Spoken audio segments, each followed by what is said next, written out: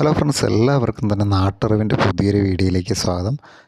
അപ്പോൾ നമ്മൾ ഇന്ന് പറയാൻ പോകുന്നത്, നമ്മളൊക്കെ ഇടയ്ക്കിടയ്ക്കെങ്കിലും കഴിക്കുന്നത് ഒരു ഫ്രൂട്ട്സാണ് ആപ്പിൾ എന്ന് പറയുന്നത്.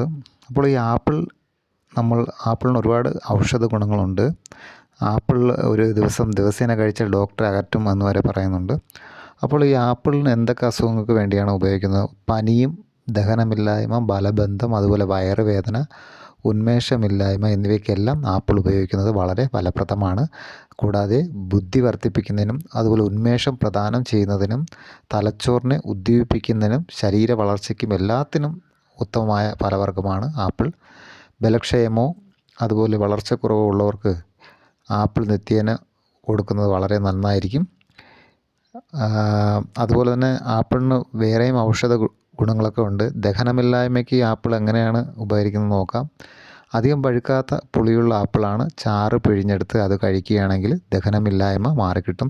അതുപോലെ പനി ഉണ്ടാകുമ്പോഴും ആപ്പിൾ ദിവസവും കഴിക്കുകയാണെങ്കിൽ പനി കൊണ്ടുണ്ടാകുന്ന ചൂട് മാറി വളരെ വേഗം സുഖമാകാൻ സഹായിക്കും.